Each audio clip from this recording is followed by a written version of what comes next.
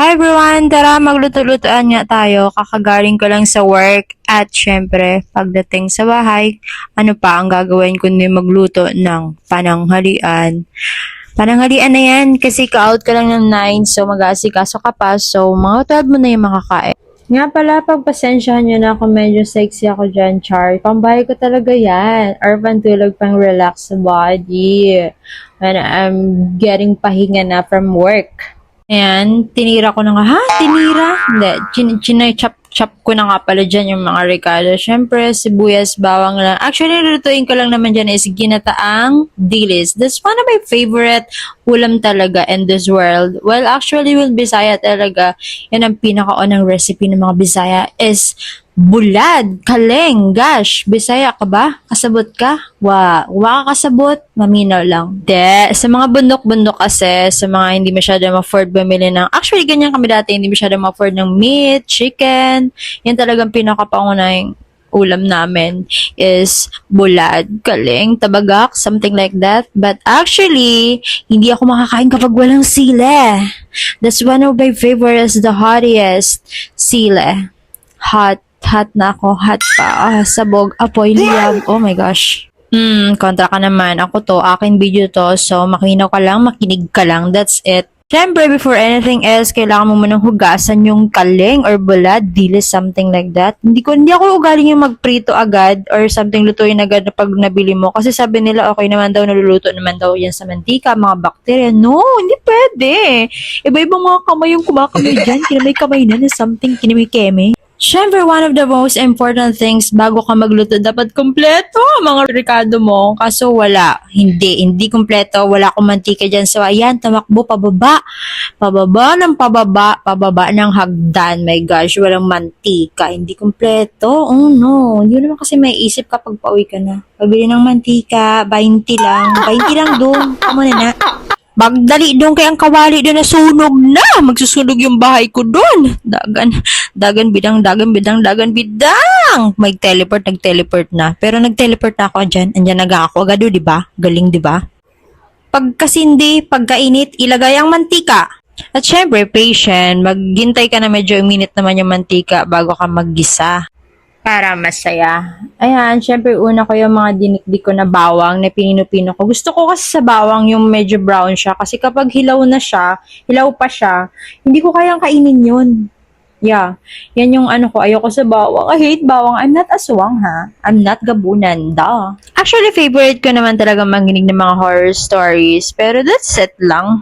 Hindi naman yung dahil horror story yung favorite mo, gabunan ka na. Oh, no. Masyado akong maganda maging gabunan. Oh, joke lang. Pero totoo yun. Ayan, nilagay ko na yung dilis na mga maliliit. Yan ang gusto ko sa dilis actually kapag ginagataan ko. Kasi kapag kinakain ko na siya, medyo okay lang. Kasi sa yung mga mahaba, minsan sumasabit or tumatayo pa siya sa lalamunan ko or something dila. Nagkakasugat yung dila ko. At saka bago ko muna siya gataan, ginigisa ko muna or something, pinafried ko muna siya sa mantika. Kasi kapag diretso na siya sa gata, na gataan mo na agad siya, parang hindi parang kasi madalas, minsan mas mabilis matuyo yung gata eh. Tsaka parang hindi agad siya naluto. At saka iba talaga yung ginisa mo muna siya bago siya niluto. Ay, bago mo siya ginataan, sorry. And then, yan, takpan mo natin yung saglit. Kailangan mo mag-antay ng 2,000 years later.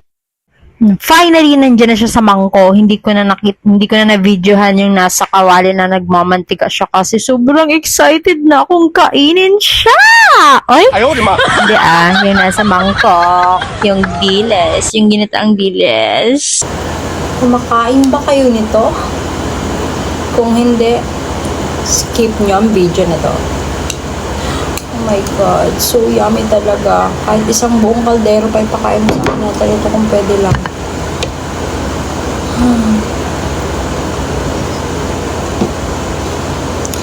Hi, that's it everyone. Tsaka magkakamay-up pa. Oh, pero first bite. First subo.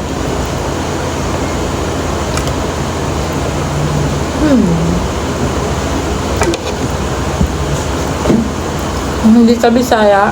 I mean, a lot of Bisaya, mas marami talagang kumakain ng or I mean, mas papipiliin yung mga Bisaya, mas papipiliin sila sa pork, chicken, something, or dilis. Goes to dilis. Ang magluto nito kapag kagaya nito. Pag alam mo yung nagmamantika na talaga siya, yan, mantika talaga siya. Yan mas magandang the way na pagluto kasi yan, hindi siya agad napapanis or matagal mo siya ma-stock kahit wala kang ref. Ito 1/4 na to. Ang luto ko. I use gata, mga kami 40. 70 pesos. Diba?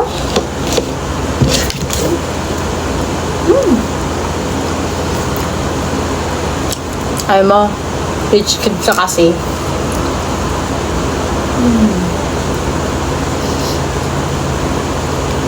Ang chili, hindi masyado maanghang.